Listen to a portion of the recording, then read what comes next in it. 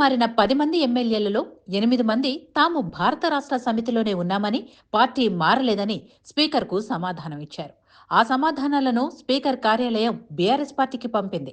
దానం నాగేందర్, కడియం శ్రీహరి మాత్రం తమకు మరింత సమయం కావాలని అడిగారు.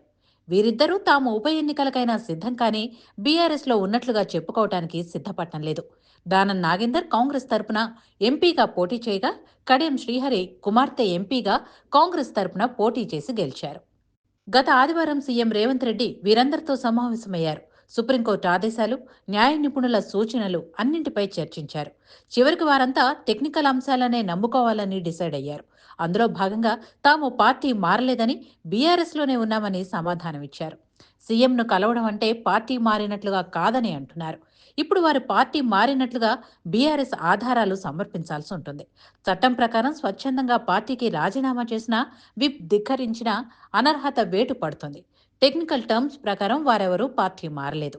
దానం నాగేందర్ మాత్రం కాంగ్రెస్ పార్టీ తరపున పోటీ చేశారు. కాబట్టి ఆయన పార్టీ మారినట్లుగా ఆధారాలుంటాయి.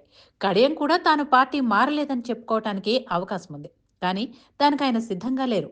ప్రస్తుత పరిస్థితిని బట్టి చూస్తే ఈ 8 మందిపై బీఆర్ఎస్ దాఖలు చేసిన అనర్హత పిటిషన్లను స్పీకర్ తిరస్కరించటం ఖాయం. మరి ఇద్దరి సంగతిని ఏం చేస్తారో?